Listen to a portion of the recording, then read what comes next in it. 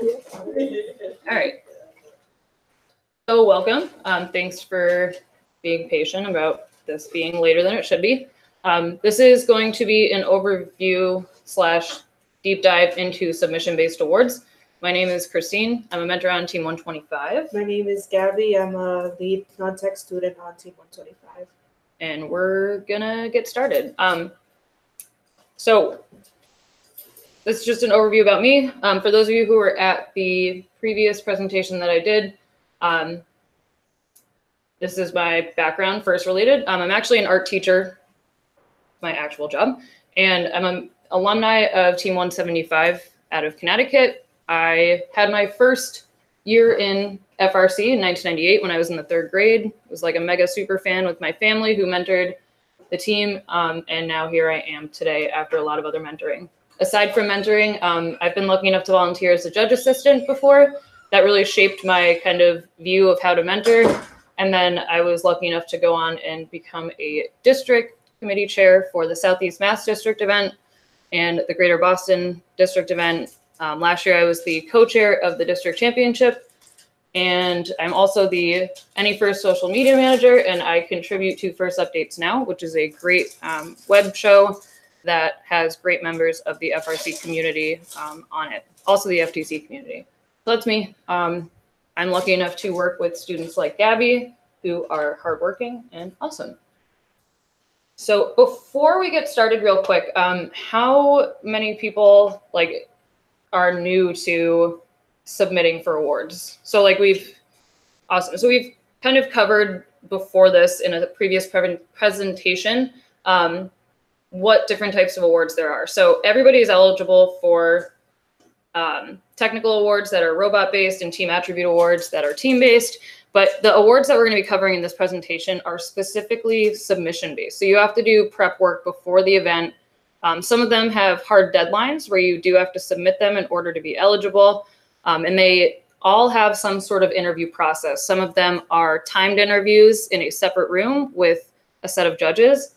And some of them are done independently from the competition. And then some of them are pit interview based. So the submission-based awards require a lot of preparation, and that can be done year round, which is great. You can actually hop into your submissions now. They opened in October, I believe. So you luckily have a lot of time to prepare for them, but there are hard deadlines. It is a lot of work, but it is really rewarding when you put in the effort for it. So how many people have submitted for an award before in the past with their students, or had students submit for Woody Flowers, Chairman's Award, Dean's List? How many people have submitted Dean's List essays? I see a lot of mentors in here. Great, those are important. So before we get going too deep, what types of questions do you guys have? Why did you come to this presentation specifically? Usually I get the lowest turnout at my presentations at University Today because everybody's like, oh, programming, and I want to learn how to break the game down, but you guys are here and I appreciate it. So why are you here? What do you want to get out of this presentation specifically?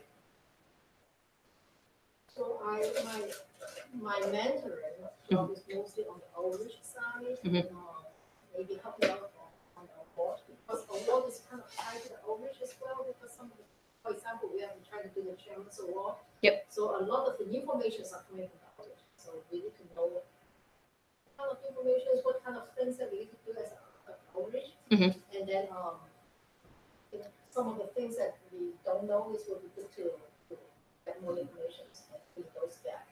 Right. Who else? Because there are a lot of you in here. So is this? Nope, we had to flip-flop. This is submission-based awards. Yep. So we did that before this. Yeah. Yes. So I guess I'm here. New. I'm a new mentor, so learning what are the awards? And, what's what are the benefits or what get out of it? Yeah. Okay. Well, welcome to the circus. Yes. So my daughter's the student in charge of doing the awards, and she's a programmer, so she's there. So she's a busy high school student. Yeah. All right, anything else that you're in particular looking to get out of this? No. All right, so we'll get started then.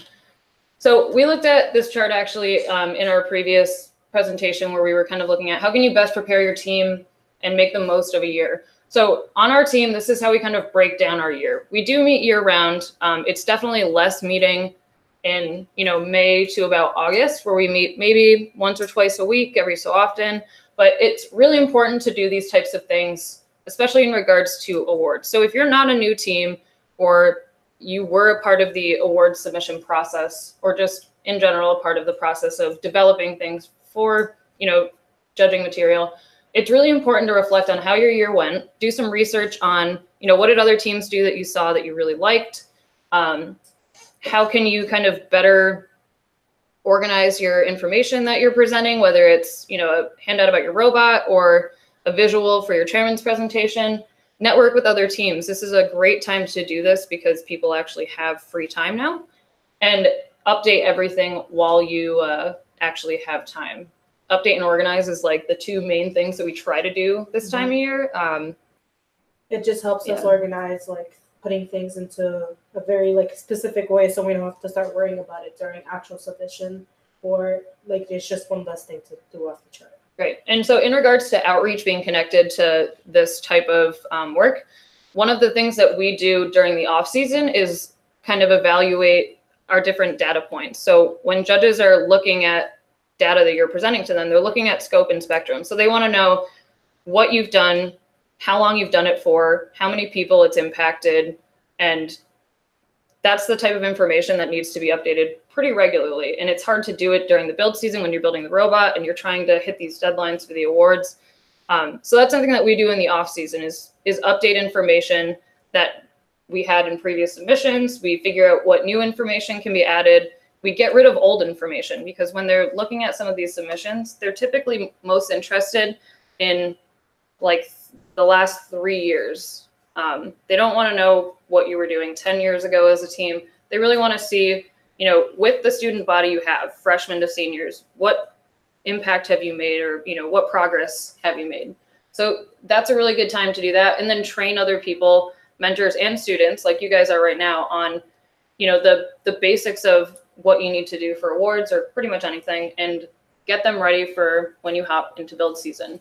So during build season, it's really important to document, reflect on what you're documenting, take notes on what progress you've made, refine what type of things you're documenting, solicit external advice. That one I cannot stress enough. So one thing that we've been very fortunate to do in the last few years is we'll connect with other teams, whether they're in our own district or across the country or around the world. And when we get to a certain point with a submission where we feel stuck and we can't figure out, what to do, or, we're starting to read what we want it to sound like, not what's actually there, we typically hand it off to another team and get feedback. We'll have video calls with people, and it's incredibly helpful. We typically trade submissions with teams, and it's a huge breath of fresh air for both the students and the mentors, because we get to see the approach that another team has taken. We get to give them feedback, and then it gives us kind of a fresh set of eyes to look back at our own submissions. So soliciting advice, and I know Stacy had talked about this, but like reaching out to other teams and other people, or even people that aren't involved with FIRST, English teachers, parents, friends, and, work your butts off. And then during the competition season, it's good to do research with other teams, like go around and ask other students, what did you guys do? What types of programs do you use to develop handouts for judges, or to create charts?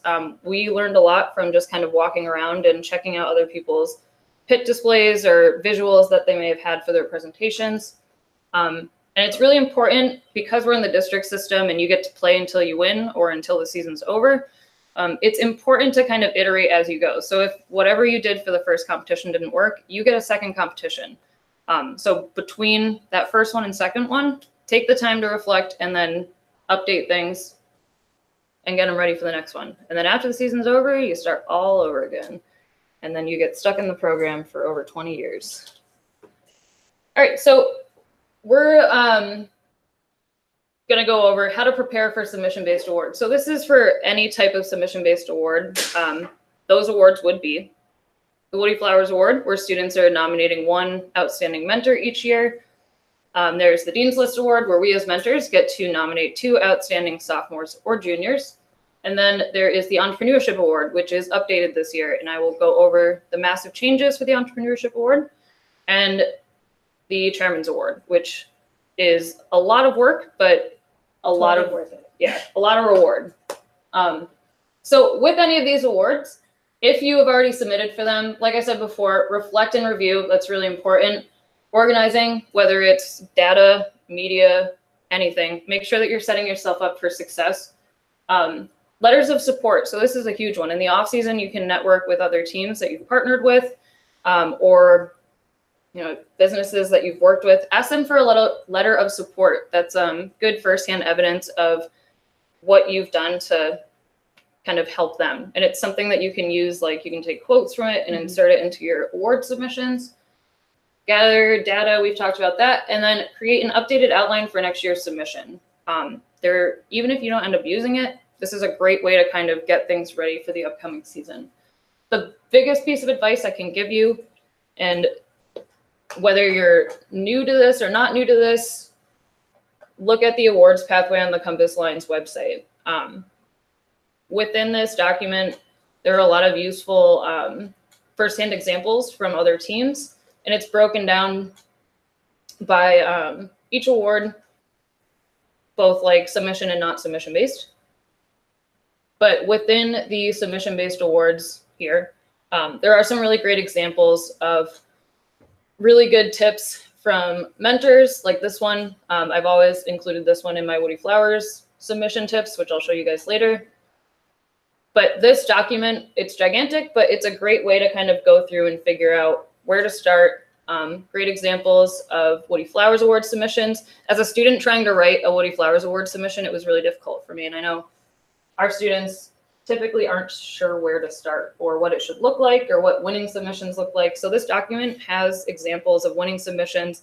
It has a great sample outline for students because those are things that students apparently don't do or teachers don't teach them to do anymore because of testing. But creating an outline is a really important part of developing a strong submission.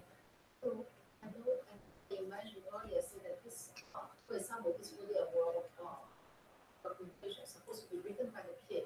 Yep. So can mentor help them out? Because some of them may be a 9th grader or 10th grader, they may not have done this kind of Yeah, so typically, you can talk about the process on our team. Yeah, typically we get together as like a group, and typically we get one mentor that they won't be nominated because they've been nominated in the past or something, and we all discuss it. And then the students write it, and then they get other mentors to view it, and then we reveal it to the actual mentor who it is for, and then they review it as well. So they can have all eyes on it, since the mentor also has to go through a process of having to get. So it's okay for us to do that, just like. Yeah. Just not through the process, how to write a good essay or how to write the. Right. I think that you can set your students up for success if they want to completely do it on their own independently. Every team does it differently, but I think if you give them the tools to understand how to collect the data, create an outline, fact check, and then what they need to do in order to submit it, it's something they can do independently and get reviews on from mentors. That's what we Yeah. have to do. I don't think we have done this one. I don't know now. Maybe we can do Yeah. the final review. They have write down all the content, but we can tell them say, okay, is this a little bit or put it in a different order? You will Yeah, that. That's it. Yeah. Right. So these are just some generic tips for during the build season, how you can best kind of tackle different submission-based awards. So if you're starting from scratch, which can be incredibly overwhelming, if your team is deciding to completely redo their chairman submission, or if you're doing it for the first time, figure out as a team, what are your team's goals and missions, and kind of work from there.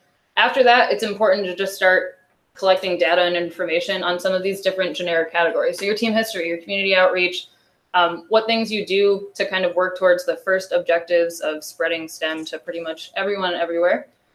And getting students to kind of collect data and do some research on that will help them get a better understanding of the team, and they can integrate their own kind of personal experience into that information in order to start working on some of the submissions. Other things to do would be identify some of the high-level points for each submission. Figure out what types of photos, key phrases, or quotes that you want to include, and have several people proofread it. So we had just talked about that. And then kind of start planning for the future. So these are just generic tips that you can use for pretty much any submission-based award. And then during the competition season, so in a moment, we're going to break down each of the individual ones. Dean's List students, as mentors, when we nominate them, you're going to be writing a, I think it's a 5,000 character essay about each student. They'll also ask for the student's GPA, so you will have to be able to obtain that from the school. And then after you've submitted it, you're going to sign your student up. The process has been different every year in our own district, but you'll have your students interview with a set of judges at one event. So they'll sign up for a specific time. They'll go into a room with a set of judges. Stacey will talk about that more later. She was a Dean's List judge. And the judges will have previously read the submission, and they'll ask the students some questions, and we have a bunch of sample questions. So having the students read their submission before they go into the interview room is pretty important. We do on our team, like Gabby said, we like to kind of present it in a meaningful way. Like the students will surprise the mentors like on bag and tag night, and then typically with the Dean's List students before we submit, we'll let them know so they can review it before, you know, we send off whatever it is that we said about them. All right. So with the Entrepreneurship Award this year, there will be PIT interviews for it, and we'll get into that in a moment. These were some of the generic PIT interview tips that I gave during my previous presentation, and they're pretty much applicable for any of your submission-based award interviews as well. So making sure that you tell your team's journey and story in a meaningful way that both connects to facts and, you know, individualized stories about your experience as a student on the team. All right, so within each of the award descriptions, first kind of has these key phrases that are hidden within it. So to me, these are some of the most important things to focus on when you're starting to develop what you want to do for your award submissions. So when the students are trying to develop different points about their Woody Flowers nominee, they want to look at how this person leads, inspires, empowers others using their communication skills. For Dean's List, you really want to look at what the core values and ideals of FIRST are, and then figure out how that student best embodies them on your team and in their community. If you can show that your student is well-rounded and empowering people both on their team and outside of their team, it will be a really impactful submission. For entrepreneurship this year, it's a little different. The way that the submission is redeveloped is more useful for teams, and I'm excited for it, and we'll get into that in a little bit. But basically, the entrepreneurship submission or business plan that you're going to develop is showing how you scope, manage, and achieve team objectives and create sustainability on your team.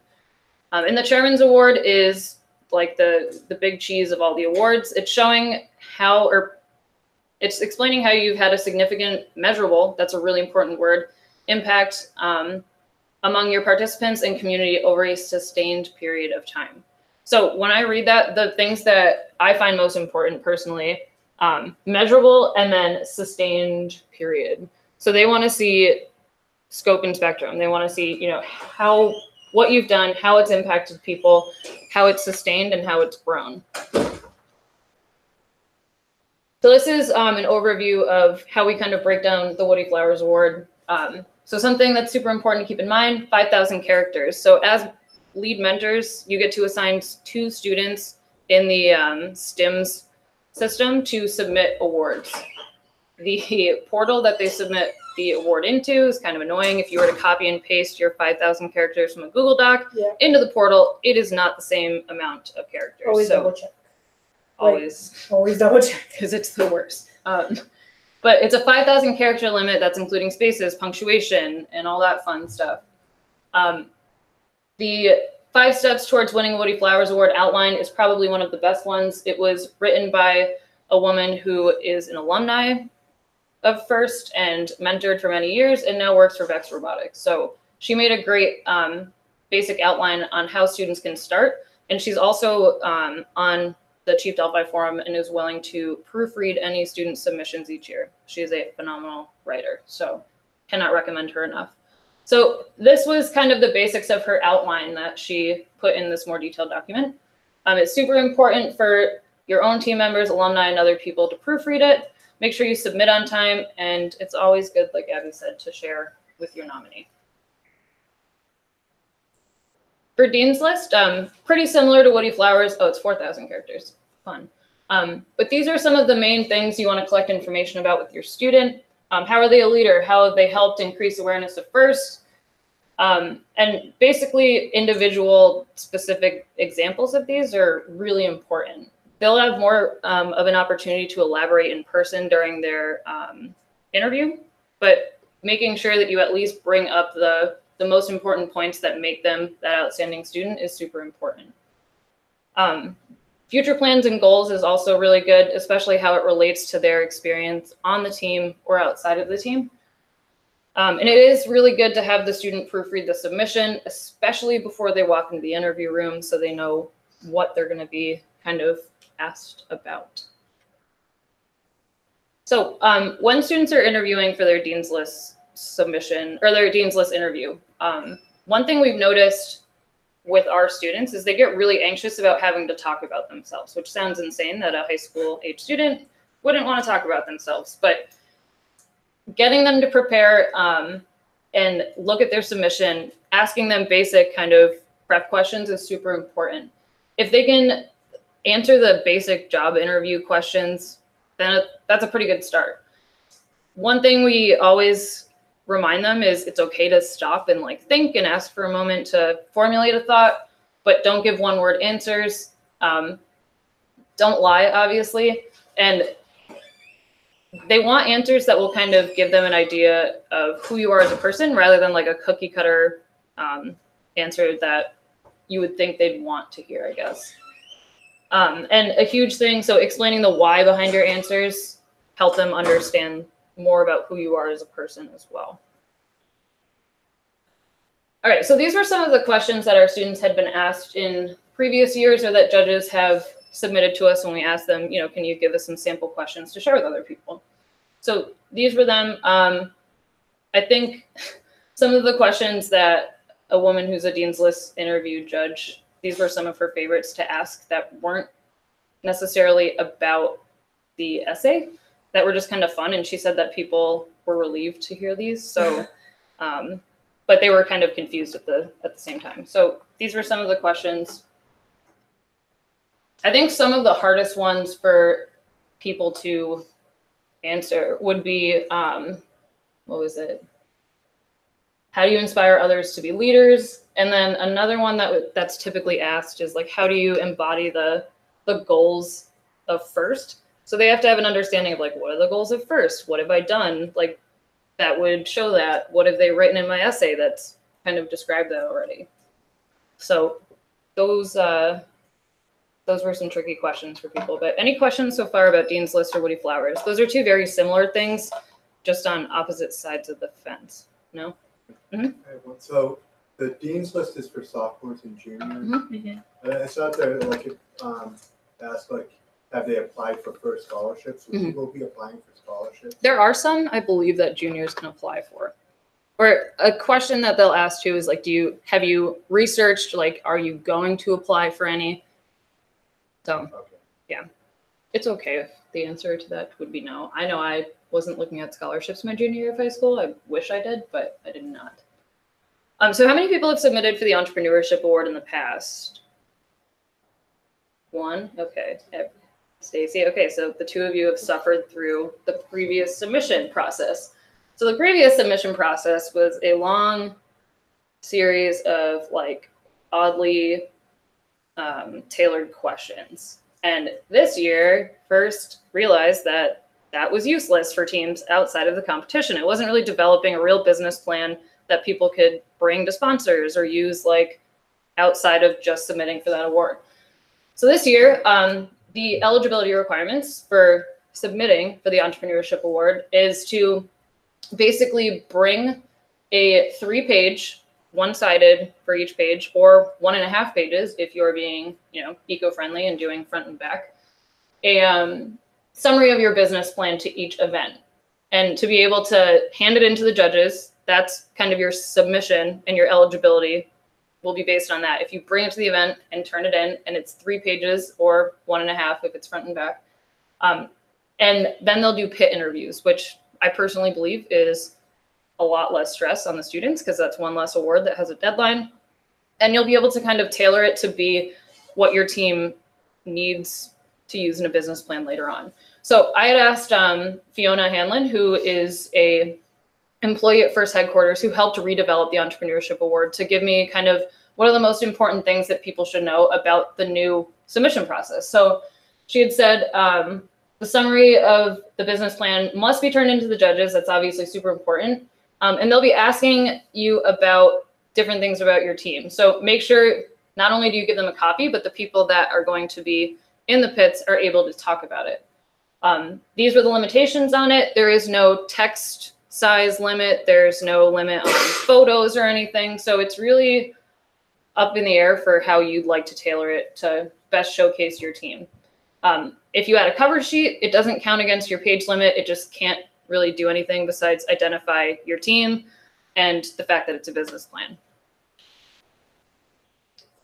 So these were some of the things that they're going to be looking for within your business plan. It's really no different than before. It's just kind of you do it the way that you would like to. You can have up to 3 pages of supporting documentation as your appendix. It could include things like your financial statement, an organizational chart to show how your team is structured, or any other supporting documentation. So that is what Fiona said was the most important things that you and your team should know. This breakdown of like the team mission statement, history and growth can all be found on the First website where this goes. Basically on the First website, they have a breakdown of all the awards similar to how I have it here. And it has a breakdown of all of this. So you'll be able to find this presentation online, but you can also find the award descriptions online too. All right, so the big one. So the Chairman's Award. How many teams here have submitted for the Chairman's Award? All right, awesome. How many people, I don't know, like what types of things were like frustrating, or, you know, what do you feel like was a roadblock or an obstacle for your team, I guess, at any point during submitting for this, presenting for it, the feeling of the season being over and like winning or losing or whatever, like how did it go? Yeah. So I was a new mentor like last year. We went to competition season, and I had like older, students help like newer students like submit the Chairman's Award. I didn't really even know like what it was, and came to the point like we had to go for our interview. I had to like pick a couple, of students to go with me, and they had no idea what it was. So they walked in there and basically complained about how bad our robot was doing at competition that year. And the judges just like let them talk for a while. Just doing a face palm. I mean, I had a little idea of what it was about, but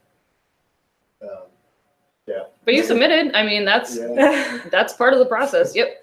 3 years that I had children on this team, 2 of those 3 years I didn't turn it on time.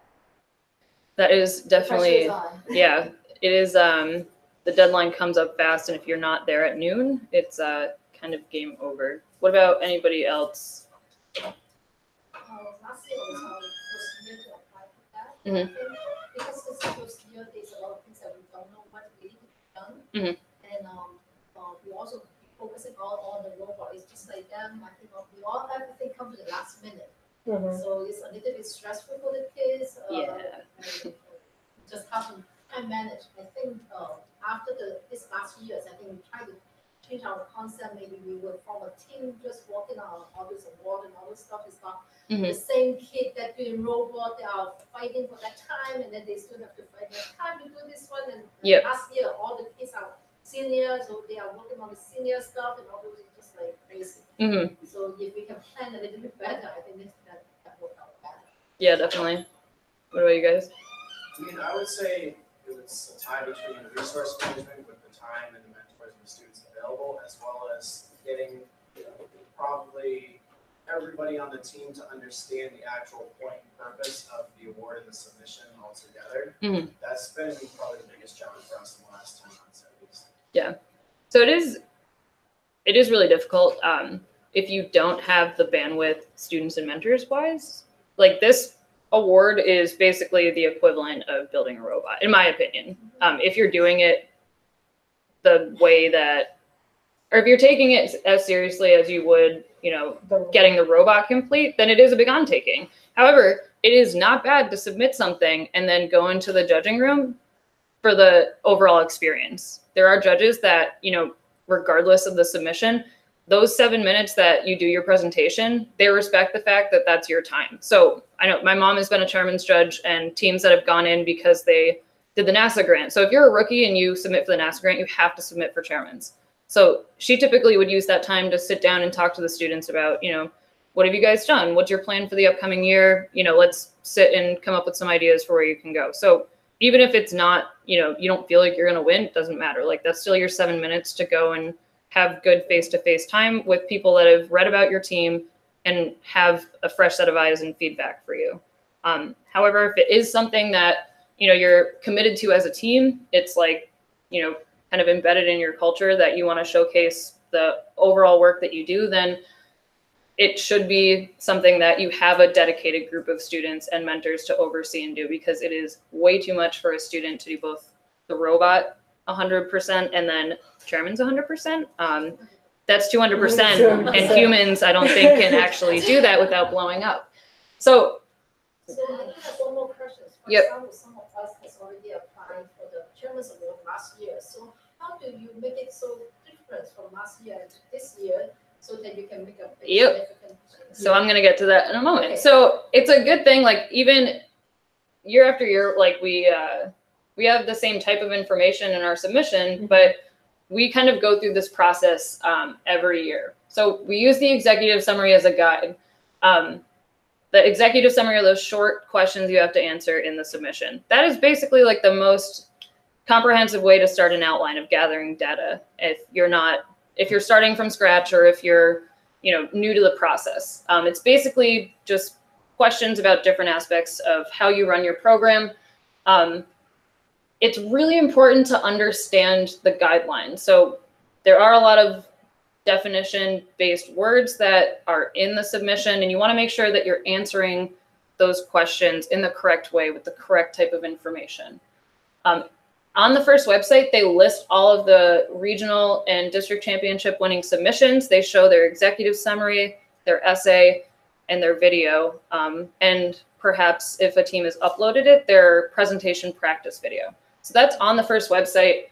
I can show you guys that later, but it's a great way to kind of look at how other people have done things. However, do not sit there and say to yourself, that's the way we should be doing it, or that's the only right way, because it's not. It is so easy to get sucked into that trap of that team won, so it must be the only way that it can be done.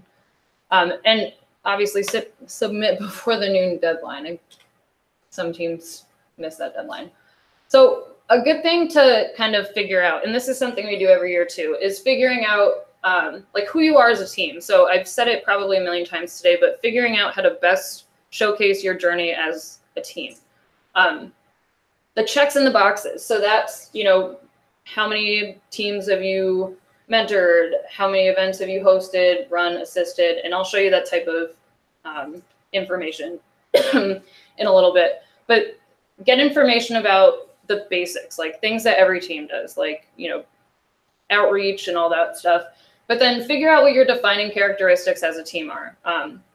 Like, for example, the Shrewsbury team, like they're known as like the pie team. They bake 1 million pies every year. That's like one of their defining characteristics. They bake a lot of pies around Thanksgiving and they make a lot of money off of it, and then they donate some. What things have you supersized? So what things have you, you know, started small, grown a little bit each year, but that's something that your team is really invested in or passionate about. And where are you going in the future with what you've done? This is something that it took us a while to figure out for our own sanity, that this is exactly like the thing that keeps us from just doing run-on sentences and not getting anywhere. What are the takeaways for every single thing that you're putting in your award submission? So if you're talking about your team history. What's the takeaway for the judges? What do they absolutely have to know after either reading that part of your essay or, you know, reading part of the executive summary? So figure out for each of these different parts of your submission. So these are the two parts for those of you who haven't submitted this award. The executive summary and the essay are done online in the STIMS portal. So the executive summary, I'll show you in a moment, is the short answer questions. The essay is the 10,000 character, which sounds like a lot, but those characters go away fast. So those are the things that have to be submitted. The interview, and then the video is not judged, but it is definitely something that the judges have to look at and make sure that it's appropriate and best exemplifies your team. So this is always a huge question. So that goes back to the thought of, you know, what should we do? Like, should we completely start from scratch? And it's something that we struggle with every single year, but I think we're maybe starting to figure it out. I hope we are, because I can't take wasting time on that anymore. So how can you best tell your story in a memorable, cohesive, comprehensive way? So in a way that isn't overshadowed by themes or like horrible quotes or rhyming schemes. Like, how can you best show who you are as a team, what you care about, what your goals are, your personal stories and all that stuff? It is really difficult, and teams do it in way different ways. So develop a clear outline. This is something we're actually starting to figure out on our team, and we're getting pretty okay with. So this was our outline for the executive summary. Let me see if I can minimize it a little bit. Oh, it worked. Okay, so the way that we set it up every year for our own sanity is we list the questions, we highlight the things that are the most important about those questions, and then in the next column, list of facts and information. So these are our takeaways. What do people need to know after reading the answer to this question? And it's also a good way to figure out if we're repeating anything in our executive summary. And then we start to formulate the response over here. And as you can see, we use this like color coding stuff to figure out, are we done yet? So this is the way that we set up the executive summary process. And it's pretty good. Like it's one page, it's easy to look at and understand. And like any student or mentor can hop in and say, okay, here's the question. Like, these are the things I need to focus on. Here's a list of talking points that need to make their way in, or like facts. Let's formulate a response. Sometimes at the very beginning, what we'll do is take last year's response, put it here, and then do this year's response. And then we get rid of last year's response. So that's a way that we do it. We're probably going to put this type of chart up on the Compass Lines website so people can grab it and do it, because this took a lot of failing to figure out to get to something this simple, but it saves us a lot of sanity every year. For the essay, there's the picture. For 10 minutes, I was trying to find this photo. So for the essay, once we come up with kind of like our topics for each of the parts, so we do topics. This year we used some quotes within each topic to introduce the topic. So we kind of, I want to see if I can zoom in on this photo. So this year for our essay, we had all the data. We had everything we knew we wanted in the essay, and it took us almost 3 weeks to figure out how we were going to best kind of showcase that information. And there was one day where we were just tired of looking at Google Docs, so we got a bunch of Post-it notes, and we made a list of categories like team history, our mentor basis, community outreach, first outreach, and then like whatever, hosting events. So we made those categories, and then we connected like a virtue to each one, but each of like the topics, like the fact-based topics. So, you know, our sponsorship, our fundraising, workshops and stuff, everybody had a Post-it note, and we were starting to move them around, and we were able to visually see which topics were too like full and which ones didn't have enough. So it was a nice interactive way for us to kind of sort out information without having to sit in front of a computer for once. But that was like our aha moment that day, because we had too many topics at one point, And once we were able to physically like remove them and have conversations rather than trying to type, just like that interaction between us and like the Post-its, it all came together. So don't be afraid to like try weird things when you feel stuck. Like if something's not working, don't keep working at it because it's not going to change if you don't change it. So this was our basic outline for the essay. And each student kind of took on a section of the essay. Do you want to talk about that process? So when we got like a little group of who was going to write the essay, and each little blurb of topic, because we didn't want to just make one single person do it. Like it would just take so much longer and it'd be so stressing for that one person. So we just decided for each little category, like for student population and student achievement, I was assigned to. So I would just focus on that and put it in the essay, write it the way I want to. And at the end, when everybody finished doing everything, we reviewed it all together and we figured out, okay, so this sounds nice, or should take this out. And then at the end, if it was over the thing, we would try to delete things that were like overly said throughout the essay, and then finally put it into the document to double check that it fits. Because sometimes, even if it says on Google Docs that it fits, it doesn't fit on the actual submission. So be careful on that. Yeah. And just always double check and make sure your students are really advocated into the essay and like try to figure out what they want to write and make sure that it's really good. So, go back to me, you guys have the whole process already now instead of It's- taking to the POCs. Yep, it's incredibly similar to how you are breaking down the game and building your robot. If it's something that your team is going to be dedicated to, and we have students that are like deeply invested in this, and I don't build robots, so this is what I get to work on. Mm-hmm. It's something that takes a lot of dedication. However, it doesn't mean that this is their one role on the team. So students that are involved with Chairmans are also on, the build team. We will no longer let the drive team be a part of our presentation, though, because that gets a little too chaotic. However, it is, if you can set yourself up where you do the work beforehand to figure out, what type of information you want to include and set up kind of deadlines and benchmarks. That was the biggest thing for us too. We had a running chart that showed. We had a big calendar. So we have our own set date from when we have everything due, because for us, it just makes our sanity better. Since like the day the essays actually due, it's going to be chaotic on STEMs. So we just make our own due date. And it helps us just relax before we actually have to prepare for presentations for the chairmans, and having just a bunch of other eyes, not just our own, because you keep reading the same sentence and you think it sounds right, but there might be like 2 double spaces or 2 dots. Yeah.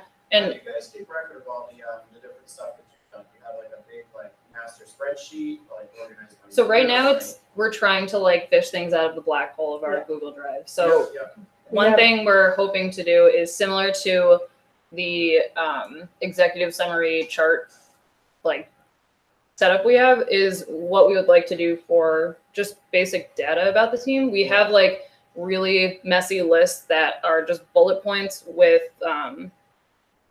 numbers, and somewhere deep in older folders we have charts and stuff. So one of the things we have to do once we get through this weekend and all the other stuff going on is really sit down and force ourselves to figure out, okay, based on the things that went well here, what type of information, before we even dive into the mess of our Google Drive, is figure out what information are we keeping from this year and then build from that. Because the reality is it's the 3-year snapshot of your team. So for us, it doesn't make sense to go all the way back to 2015 or whatever. We have a starting point, and then we can kind of fish things and add them as we need to. We're really bad about organizing, whether it's physically our stuff or in a Google Drive, but it's something that we know is important. We just are incapable of finding the time and the patience to do it. So one of the things that I had mentioned before, before I get into that, so a script. So for those of you who are not familiar, when you submit for the chairman's presentation, you do get to have the wonderful experience of presenting to a panel of judges that have read through your submission. So the submissions are pretty huge. I'll jump ahead and just show you how much text is in one of these. So this is our submission from last year. These are all the executive summary questions, and this is the essay. The judges are reading upwards of 20 to like 25 of these per event, which when you think about it, like I know what's in most of that. I can't imagine being an external person who doesn't know these teams that's getting every single submission for that one event. My mother, who's a chairman's judge, she creates a binder for each event of each team. She's crazy organized. I'm not. She will go through and print out each submission and she does this 2 to 3 weeks prior to the event because it takes that long to read through and dedicate the time to each team's submission. And she'll highlight things and make notes to keep in mind for each presentation. Not every judge is going to do that. So what you need to keep in mind for your presentation development is when you walk into that room, that's like your 7 minutes of face-to-face time. So they read the text, but you need to figure out what is the most important thing for them to get while you're face-to-face, and how do your students want to use that time? So for our team, we typically try to make it more personal and try to make the judges remember us, not by just like our history or what we've done, but by personal stories and what like the neutrons really represent. Right. So, it could be just bullet points that certain students are covering. It could be a skit. There was a team apparently last year, my mom was pumped about it, that did a Hamilton themed chairman's presentation. The other judge had no concept of what Hamilton was. So for him, it was very confusing. For my mother, it was very entertaining. There are teams that we've seen like in Florida that will go in with like props and are like dressed head to toe. This is pretty much what we send into the judging room. Like, these are our students. This is what they've chosen. That's fine. Whatever floats your boat, whatever makes your students most comfortable is the way that we like to do it. So this was the script that was developed. So like Abby was saying with the essays, certain students were most comfortable and well-versed in certain topics. So backtrack a little bit, you get 3 student presenters that will go in. They get 7 minutes to do what they want. And then there will be kind of Q&A from the judges afterwards, about 5 minutes worth. And for us to kind of choose the presenters, we need to make sure that A, they can actually attend the competitions. B, they feel comfortable enough to go and, talk about these things and best represent our team. And then, I don't know, they just have to be dedicated to it. So we have made backup presenters in the past, and it's definitely come in handy. Yeah, this year we did get backup presenters because conflicts came in. And the reason why we didn't want to do people on the drive team is because sometimes games are conflicted with times that we do the interview, and it would just get really messy. And even if we, like in a situation where we didn't have someone to back up that person, then we wouldn't have someone to put in into the presentation. And for us, like writing out that script was for a few reasons. So the students wrote each of their parts, but it was also a way for them to know when they needed to start their own part. So as soon as this person was saying that line, the next person knew, okay, I'm going to go here. There are some people that just create like note cards and bullet points. We've had students that take this script and then make bullet points for themselves, and they kind of go off of that. They just know that they need to say this last part of the sentence for the next person to be cued in for their part. One thing that we try to kind of enforce with scripts on our team is that it should not sound like a script. It should sound like yourself. So when you're developing your script lines, make them yourself. Yeah, don't force yourself to be something you're not.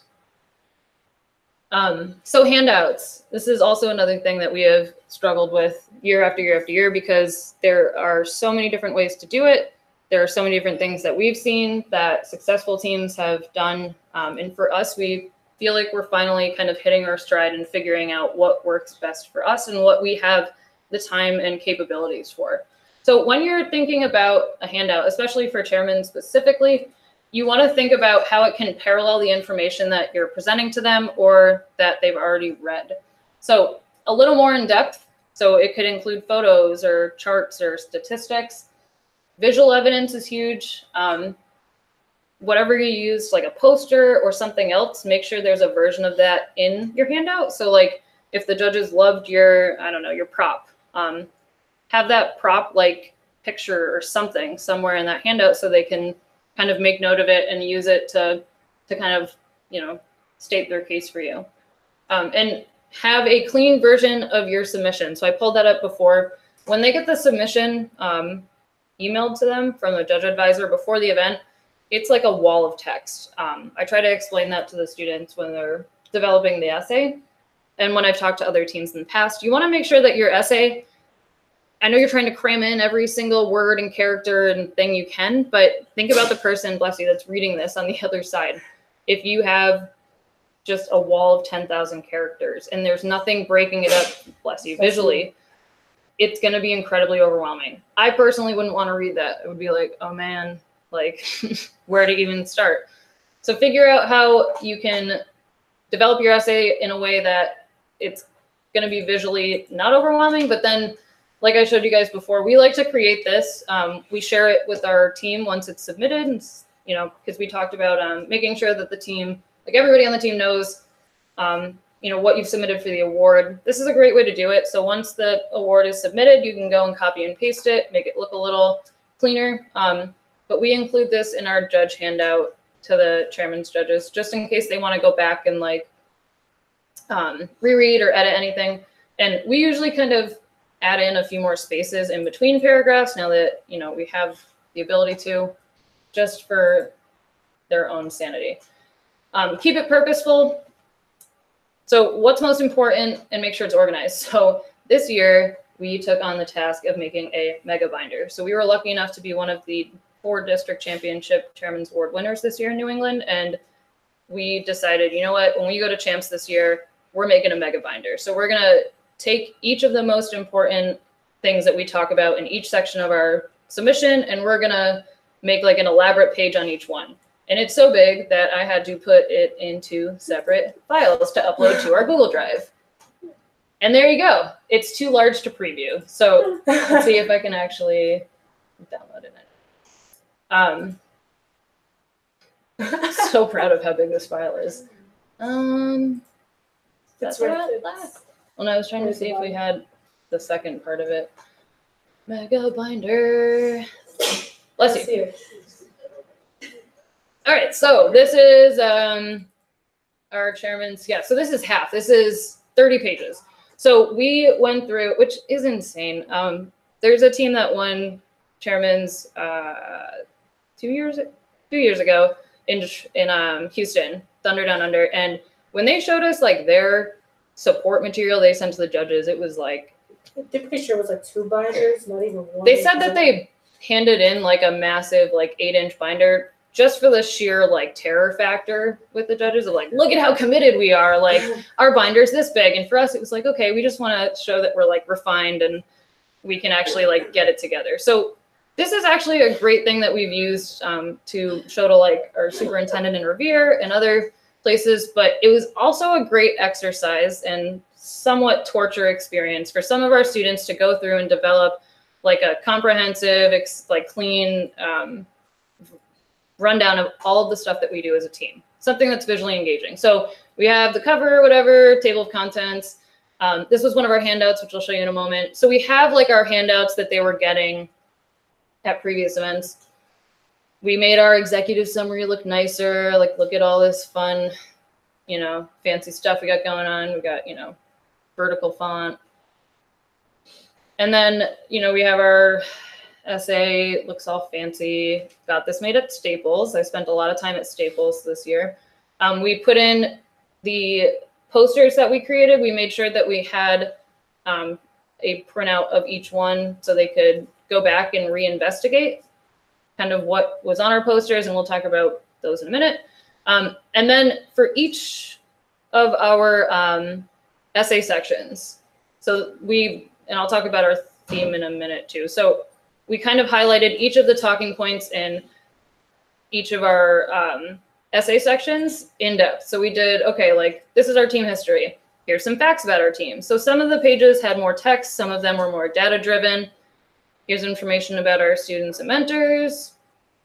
all that stuff. So there, I think in total there must have been like 70 pages or something, but this included photos, it included statistics. Basically, I think it was a big Google Drive dump that we made look decent. So that was our mega binder. I think that was like the crowning jewel of our season. You deserve the award. Oh, thank you. Yeah, I think our students never want to make one of those again. But now that we've made one, all we have to do is update it. Like that was what I kept telling them. Like, I know this is taking forever, but guess what? Next year we can like reformat the colors, or you just update the numbers. Like we did it. How many kids are on just on this part here? So Megabook was made by so the content was developed by a large group of students. So it was way later in the season, closer to district champs, I think. And a lot of like our, mechanical kids and programmers didn't have a whole lot to do at that point. So we asked them, we like roped them in. We were like, you got a chairman's medal, right? Okay, like you need to come help us now. So we asked those students to just do some basic outlines for each page. And then like Gabby, Caitlin, and Tatiana went in and formatted it on Canva. And then Kelly, who did the compass line stuff, like she would hop in at some ungodly hour of the night when she was awake. It was like a nonstop process until it got done. And then we had to do it in 2 separate files, and we tried merging them and it was a mess and we thought we lost it, but it all turned out okay. So it is a lot of suffering, but it was worth it in the end. Is this what you brought to Worlds? Yeah. Yeah. And it was kind of sad. Like it was probably about this thick because it was like front and back page, but it was a lot of work, but it was worth it. So for our theme this past year, we've done not themes. We've done way too overbearing themes. We did like this tree theme one year, and then we were like, why are we doing a tree theme?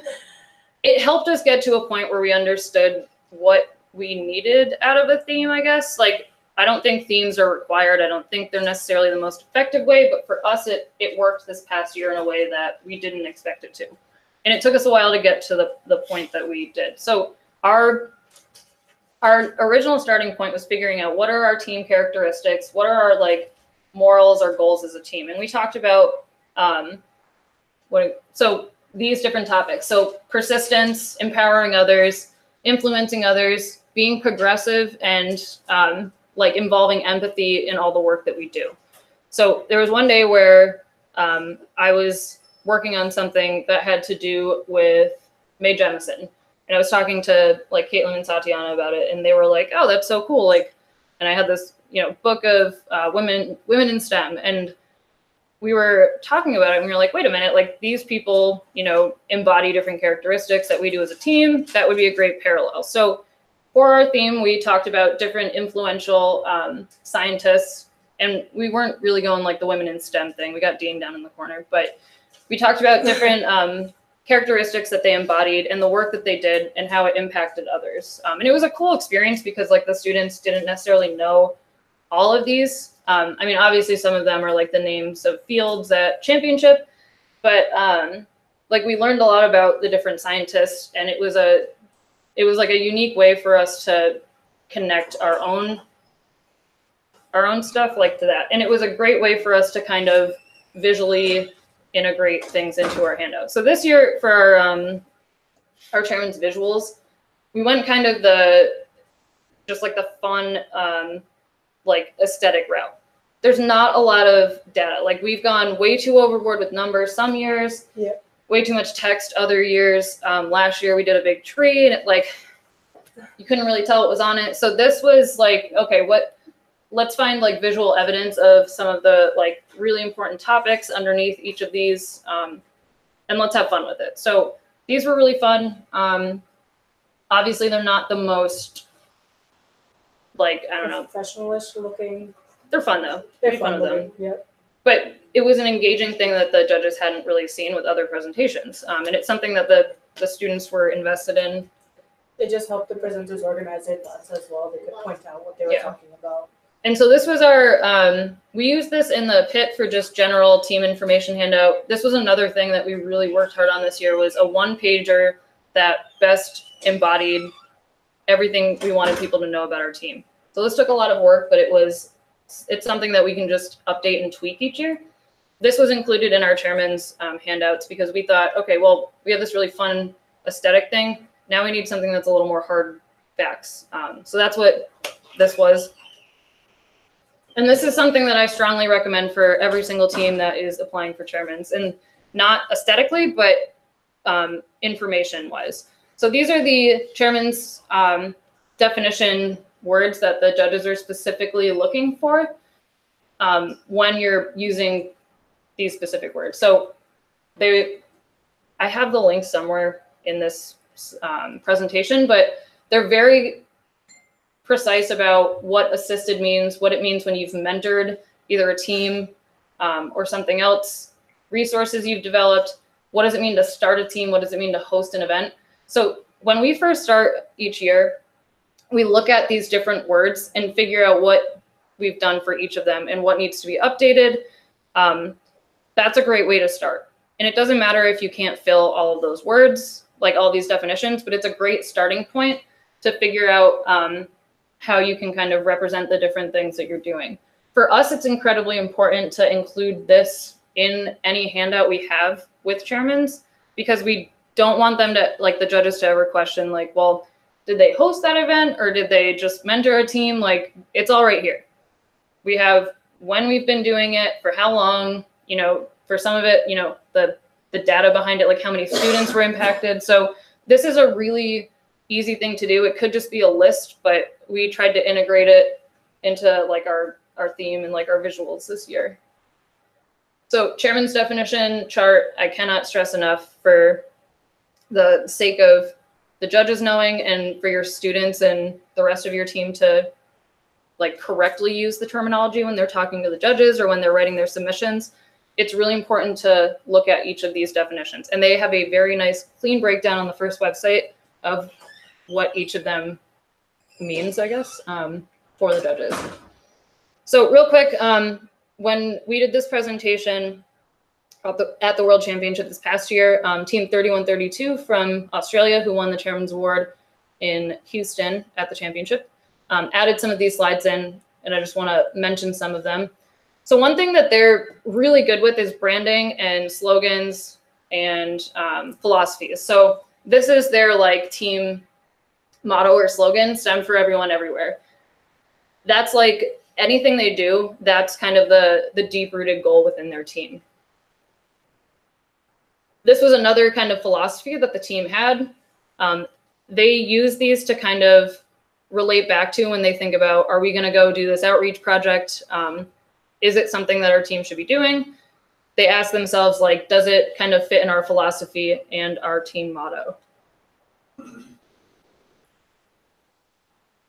So one thing that they talked about, and they've given us a lot of advice on this, is making sure that, you know, like I've said before, when you're talking about your team's story and your achievements and your endeavors, every team is facing, you know, a certain set of circumstances, whether it's really good or really bad. You want to make sure that you do a good job of explaining to the judges what your circumstances are and how you've used them to your advantage, or how you've kind of overcome them or created new circumstances for yourself. This is one of the slogans that they like to use often: steal from the best, invent the rest. Sometimes, like with our chart that we've used, like we want people to steal that and use it. There's no reason to reinvent the wheel if you can't figure out, or if what you're using isn't working for you. It's okay. Well, if you ask permission, stealing isn't necessarily the best thing, but it's not a bad thing to get things from other teams to implement into your own team. Branding. So they are really good with branding. So these are a lot of the different outreach projects that they do, and they develop some sort of clean visual logo that can be easily placed on a handout or on a poster or something with what they're doing. So if you develop, I don't know, like a summer camp program or some sort of outreach thing, like have somebody on your team develop a logo. It could be something super artistic, or it could be something that's really simple, just, you know, font kind of stacked on top of each other. But figure out how you can best kind of brand yourself and identify the things that you're doing, and have them kind of be noticeable and recognizable for your team. So there's a few more slides that just show links to some of the general awards resources. They're all listed in the awards pathway on the Compass Alliance, but I cannot stress enough that starting at least from the pathway is the greatest way to start for your own sanity. In that pathway, there are a lot of different examples of teams' business plans, which are well over 3 pages because you could do that before, but now you can't. But these are going to be really good to look at if you're trying to figure out how to start a business plan. Google Docs also has templates that are great. It's great to start from a template with things like that, especially with handouts too. Unless you're super savvy with, graphic design and all that stuff, start from a template. You can just plug things in, and it could give you some ideas on how to personalize it. There's some great examples of Woody Flowers Award submission winners. You can find those online, and Dean's List stuff. So any questions? I know that was a lot of talking. Yeah. Can you go back to that Dean's List? Because Yep. I find that a magic thing to write, or to have people participate in the writing of that particular essay. There's really no guidance about what you're writing there. You're just writing an essay. Here, let me FTC back. has some really good guidance. Yes. I never found anything with FRC. Yeah, it's pretty general. So when we started to look at how to best kind of gather information about what should go in it, these are some of the things that we had looked at based on the award guidelines and then based on other submissions that we had read before. I don't think it would be a bad thing to go off of some of the FTC guidelines. It's probably not going to be too far off from what the FRC judges are looking for. But I think one of the main things that they stress in the award description is how is the student embodying the ideals of FIRST? So taking what the ideals of FIRST are, I guess, and then kind of giving examples of how they're doing that on your team, taking it outside of your team into their community, whether it's their school or outside of their school, is a great way to kind of break down the information.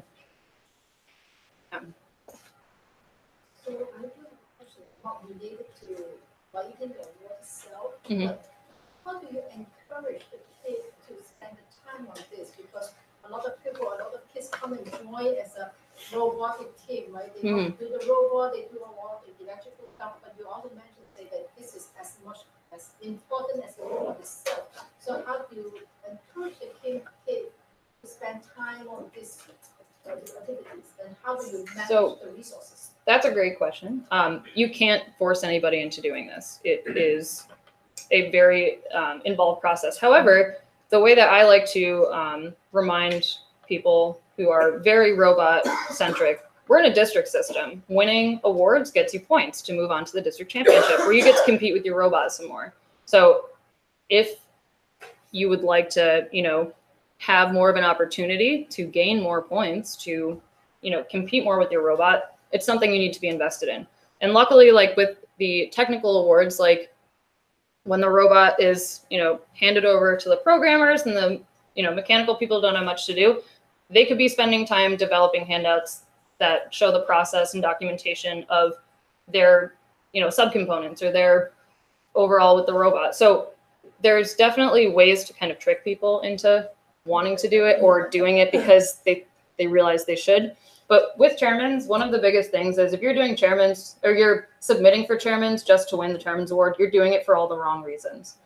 It is incredibly easy to get sucked into the trap of, I'm going to go read another team's winning submission and then see oh, they run 10 FLL camps and they, have gone to China and, help teams there. And you start to think wow, my team could never do that. We don't have the ability.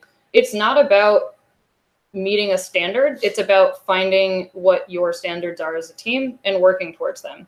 If you're not going to, if you can't figure out what your team cares about, that's the hardest part, I guess. So for us, we realized that, the greater Boston area, there aren't a lot of FRC teams because there is very little, there's not a lot of FIRST programs because there's no money to support these teams. So for us, it's how can we get students in these low income communities feeling like it's an opportunity for them at some point. So developing low level robotics programs that are low cost to teachers or supporting programs that already exist. I'm not going to try to get our team to go and start 10 FLL teams just because we think a chairman's judge wants that. And at the same time, like, I'm not going to go sign my students up to do a bunch of other crazy stuff because I think it would look good for chairmans. And a lot of teams get like sucked into that trap, or they win once and they think this is it. We're just going to keep doing what we're doing each year and we're going to win. The mindset of we're going to win is the worst thing that you can do as a team, whether it's the robot, an award, it doesn't matter. And I remember this past year, like, I think this year was like our big aha year. Like we finally understood, okay, like we have failed so many times that we're not doing those things. Like by process of elimination, we figured out a way that we could best like write about our team, talk about our team, and represent our team visually. It took a lot of failing and a lot of like almost getting there to get to that point. And we had a lot of people being like, oh my gosh, like you guys are so good, you're gonna win. And like if you looked at any of us during the award ceremony, like you should have called a doctor because we were so anxious because we're never sure. And I think if you asked any of our students, it's never about necessarily winning the award. It's about the process of being able to share your story and like feeling good at the end of it because like the judges asked more questions or, you know, like we were able to help people. And it sounds really corny. I actually like had this conversation with somebody the other day. Like I've been doing this for a long time. My high school team was a championship chairman's award winner in 2002. I was like in my glory in middle school. I was at Disney and got to like go up on stage and get a medal.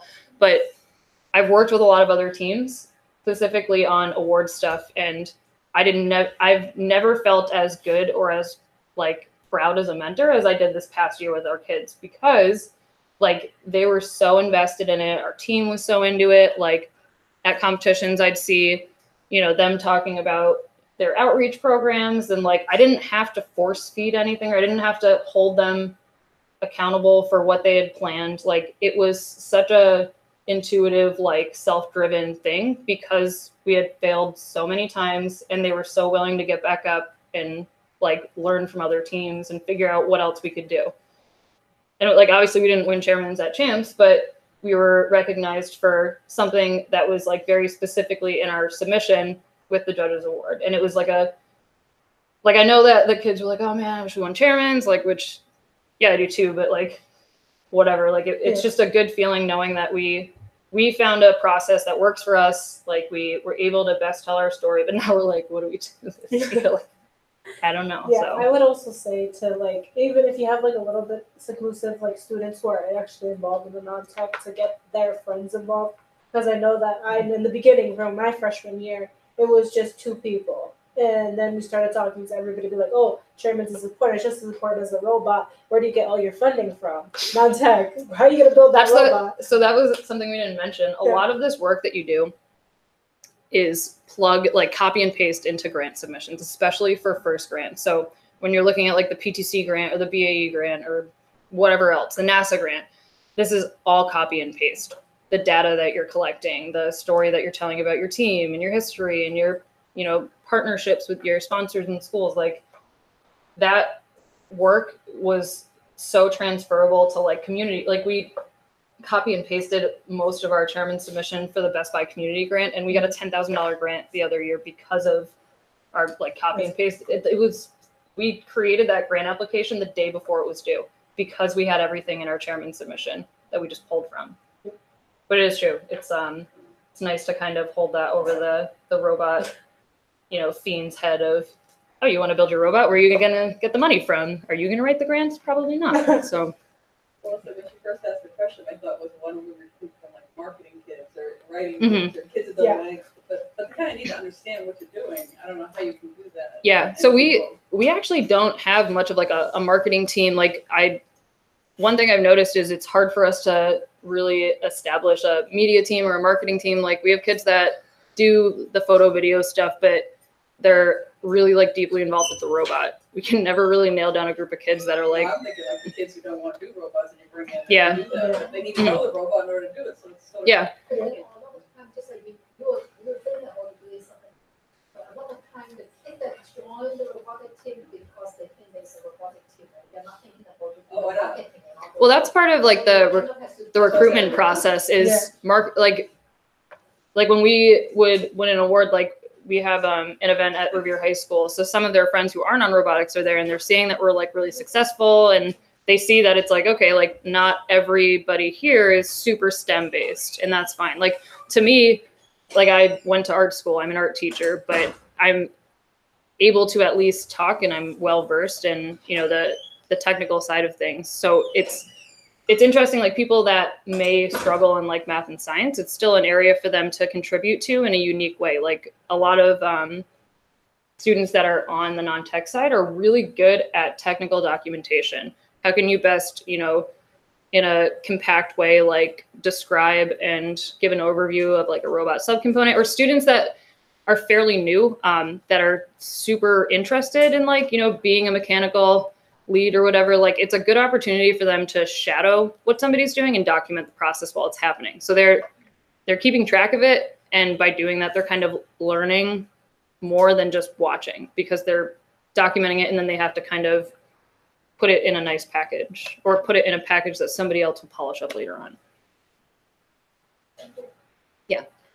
Can I ask you a two-part question? Mm-hmm. So the first part is, how do you get over the stigma of it being a robotics club and 99% of the student population at the high school saying, I don't want anything to do with the robotics club? Mm-hmm. And then the second part is, how do you compete with a program like DECA, where 60% of the students go to events and the school funds them and they go to championships, and they also have a very large winning percentage for them, right? Whereas if you're an FRC team in New England, chances of you going to World Championship are slim.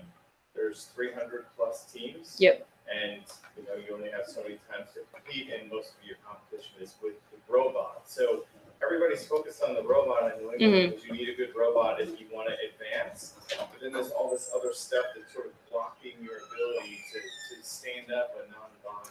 It is, and it's better than it used to be. I'll at least say that. So when we were in the regional model, for a lot of teams, and we've seen this still in the areas that aren't in the district model yet, where you pay like, you know, $5,000 to go to one regional event, you get 8 matches, and that is it for your season, which blows my mind. We went to the Arizona North Regional like 2 years ago, and the way that they had the pit set up, it was pretty cool. It was like rookie, veteran, rookie, veteran. So we were sandwiched between 2 rookie teams from Arizona. One team next to us was a teacher, and then 5 kids. The robot didn't move until maybe their 3rd qualification match. And I remember it was like their last match of the day, and we were getting ready for like, you know, line selection or whatever. And they came back and like they had lost their match, and the teacher was like, all right, that's it. And it's week 1 of competition. So like, it's definitely like, okay, we're putting in all this work. And then for some teams, it's like done and over with. But I think if you can develop more of like looking at the season more as like a year-long thing. And this is, I mean, this is just for the sake of awards, but if you look at it in these different chunks, like in the pre and post season, that's when you can develop like your own sort of team curriculum for yourselves. Like it could be something like, we're going to build a t-shirt launching robot, or, you know, we're going to go do demos at elementary schools, and like you get to get out of school because you're going to go visit the elementary schools in town and like hang out with the little kids. So it's, if you can figure out how to tailor your team's calendar each year to engage more people, it's definitely a great opportunity. In New England, we have so many off-season events. We have too many off-season events at this point, to the point where they're not getting filled, and like teams are spending money to run events. There are so many opportunities to continue your season, even if you don't make it to district championship or the world championship. I agree with you. It is like, it's pretty deplorable that we only send 30-something teams to world championship when we have the highest amount of, we send the lowest percentage of teams based on our population in our district than any other district, because we don't have the capacity to grow our district championship. We need another field. We need a bigger venue. We need more money for our district, all things that we as teams don't have control over, unfortunately. But what we do have control over is running these off-season events. So that's an opportunity to recruit, you know, new students and say like, come on down. Like, we're going to go to this off-season event. River Rage was last weekend. It's one of our favorite ones because we get to dress up our robot and our team. Talk about like not robot kids having to do a lot of work. Like we made t-shirts for everybody on our team. We made a costume for our robot. So that was an opportunity for the non-robot people to like really take over. And we got an award for it. So no thanks to the mechanical people. But I think if you can also develop kind of different subgroups. So marketing, media, like Stacy runs a lot of the New England social media stuff with us. And one thing that we're working on is a student social media platform. So we had students from different teams kind of run the NE First social media. So Instagram, Snapchat, Facebook. They got to work with a mentor on 195 who is a like professional, what does he do?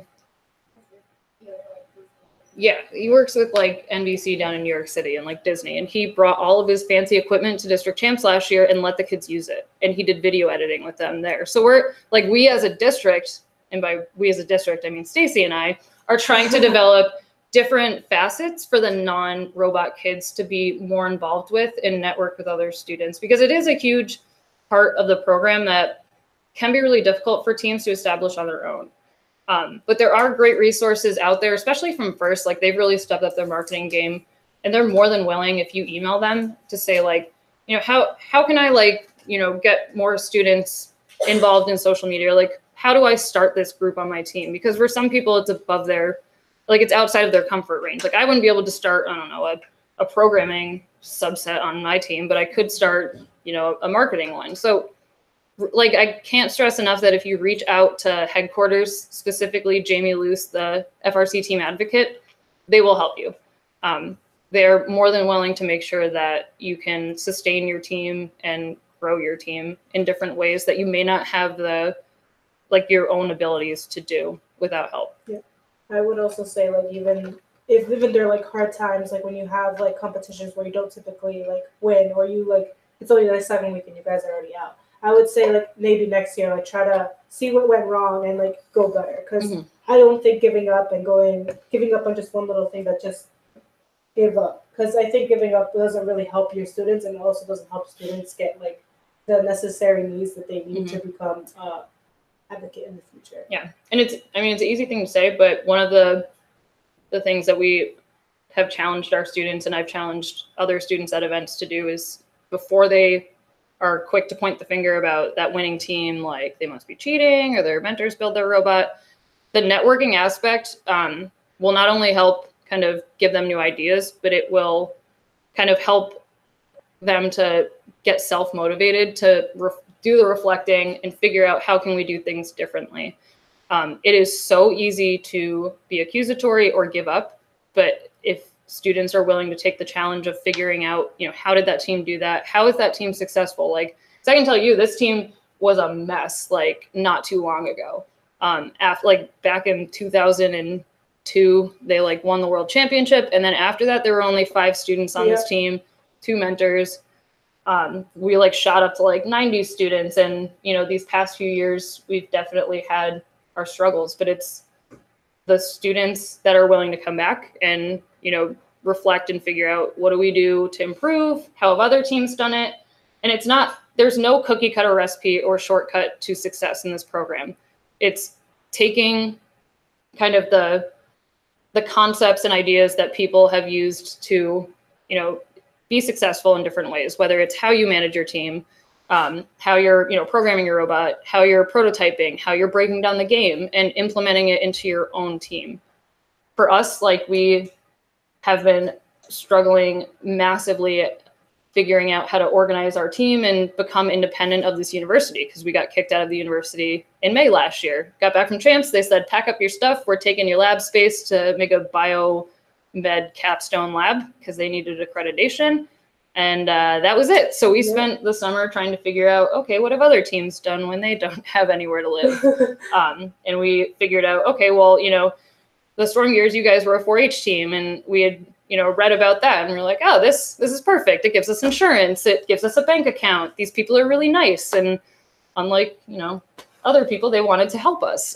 So we kind of did our research and figured out how other teams, you know, got back on their feet once they didn't necessarily have a home. So, and it is incredibly challenging to get students to feel positive after a losing season or after not feeling successful, but it's the networking aspect in person, not online, that will kind of help them develop relationships with other teams, or, you know, on something like the Compass Alliance, that will give them the positive attitude to move forward. It is so easy to hop on, like, you know, the Discord channels and like all these other social media platforms and just complain. The amount of complaining that people do in our own district, in this own program, like, and we try not to do it on our team, the energy people spend complaining, if it were flipped and they did it, you know, researching and asking questions, would get people so much further. And I cannot stress that enough. Developing skills and habits to make your students problem solvers and doers rather than whiners and complainers will make them leaders on your team and outside of it later on. I would agree. Like, personally, I like the networking. It's something that really intrigues me at first, even though I'm not personally really involved with the robot. I may cut like a few pieces here and there and help them like screw a little bolt. You use your small hands to get yeah. in the hard to get places. Yeah. But just talking with people and being with people around the world, like in the Compass Alliance, and talking to people from maybe Mexico or from Europe, is just really inspiring to me to be able to communicate. Like, otherwise, if I wasn't in this situation, in this place, I wouldn't be able to have that opportunity. Yeah. As cheesy as it sounds, it's like, it's what your team is willing to make of it. And it's oftentimes the like, I guess, initiative of a single student or a mentor or a subgroup that will get the whole team to that point, picking or screaming or collaboratively. Like, it will happen one way or another if somebody is invested in it. So. Yeah. One more. Mhm. Yeah. Do you guys use a spokesperson dedicated in the PIP area to speak with judges? So, and the reason why I ask is quite often, if you don't have someone as a spokesperson, the judges come by at random times. Yep.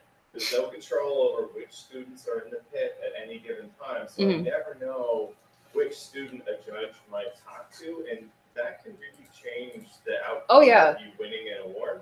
Absolutely. The interaction that the judges have with your team is huge. I remember I ended up judging at one event one year because their entrepreneurship judge dropped out last minute, and I was like, okay, that's fine. And I went to a pit for a team and asked, like, oh, is there anybody here that I can talk to about your business plan? And this girl turned around and was like, we're busy if you can't tell. And I was like, okay, you're gonna make a great engineer one day. So I totally get that. I was like, wow, all right, you're a confident student. We don't typically have like a exact spokesperson to speak, but we typically try to prepare anyone who's good. Like, if you're going to be in the pits, you have to prepare yourself to be able to talk to a judge. So otherwise, if you're not, then you shouldn't really be in the pits. Yeah. So one way that we do that, it's weird that it says add comments. So yeah, I don't know why that's how it says I know, that. it's a screenshot. So one way we do that, because we obviously don't expect every single student to know every single thing about the robot, is we develop a handout that's the basic facts. And on a previous team that I had mentored, we literally just make like a team resume and a robot resume so the kids can kind of look at it as they're talking to judges. But we like made this fun looking handout last year. And as soon as people saw the judges come by, like, we told any student that was in the pit, when you see a blue polo person come by, it's like, you grab this folder and that folder and you wait, like, because they might want to talk about the team and they might want to talk about the robot. And this was at least like a fact-based thing that they could talk about. And they don't expect every student to know every single thing, but they do expect them to engage in conversation. So I talked before about, you know, talking about your team's experience. I think everybody should have a general understanding or a way to talk about, you know, this is how our team like experiences kickoff. Like, we go to, you know, our high school together, and then this is how we break the game down. And for the first week, we, you know, smash our heads against the wall and make prototypes. And then it's always good too to have, I didn't talk about this before, but like, we end up, and I'm sure many other teams do, changing and like tweaking different subcomponents. So we'll keep the old ones that are pretty much assembled, or like the spare ones, out, so the students can like physically use it to either fidget with or like explain different parts, or just point and be like, this thing intakes the cubes. Like, if they don't really have much more to say, they at least have something engaging for the judges to look at. And I mentioned this before, but on the back of our handout this year, our students decided they wanted, instead of like more facts about each subcomponent, they wanted to be able to show who worked on which subcomponent. So if, you know, if like one of the other people wasn't in the pit, they could say like, oh, if you see this kid, you know, go talk to him about, or ask him more about the elevator. So training wise, like, you know, starting with a fact sheet before you go to the event, just say, okay, like have the electrical team write down the most important facts, programming, you know, write down like what language we use, whatever, but coming up with kind of the most important talking points or takeaway points for your robot or about your team, and sharing that with the entire team is a really easy way to get people to at least be able to talk. The reality is, like, a lot of the students that are involved with this program are not confident or comfortable with speaking to other people that they don't know. And that's, I mean, the judges understand that. It's kind of the nature of the community that we're in, but the hope is that after, you know, a few years, it becomes something they become more natural at. In the off season, demonstrations are a great way to get people to practice that type of stuff. I was always shoved into like bring your child to work day with the robot, because none of the mechanical kids wanted to deal with kids or talk about the robot to kids. Demos were a great way for myself and like our own students to learn how to talk about the robot and really complex things for different audiences. Mm-hmm. So like, you know, at a demo we did down in Government Center, like we would bump into the occasional like iRobot employee and they'd want to know very specific things. And then you'd bump into like, you know, the like 8-year-old kid who's like, what's this thing? Like, what does it do? So figuring out how to balance that is a skill that you can really only develop as a student by doing.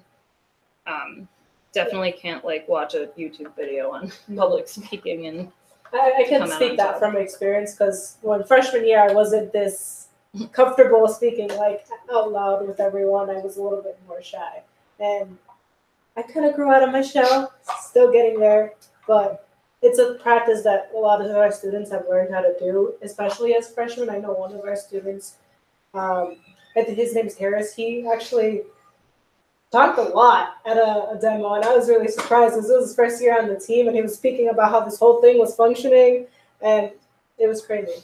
Yeah, I was also a kid I like refused to take my eyes off of when he came to meetings because I didn't trust him at all. And now he's like a high functioning student on our team. So yeah, that was surprising at that demo.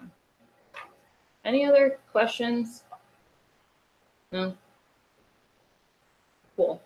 Well, I can't stress enough, go to the Compass Alliance. There's a lot of great resources. If you have any questions about these presentations, feel free to email us, and we're going to be uploading them to the Compass Alliance. That's my dog. We'll be uploading them to the Compass Alliance in the next like few days, hopefully, so you guys can access them. Cool. This is my dog. Her name is Pasta. So. Hey, You're welcome.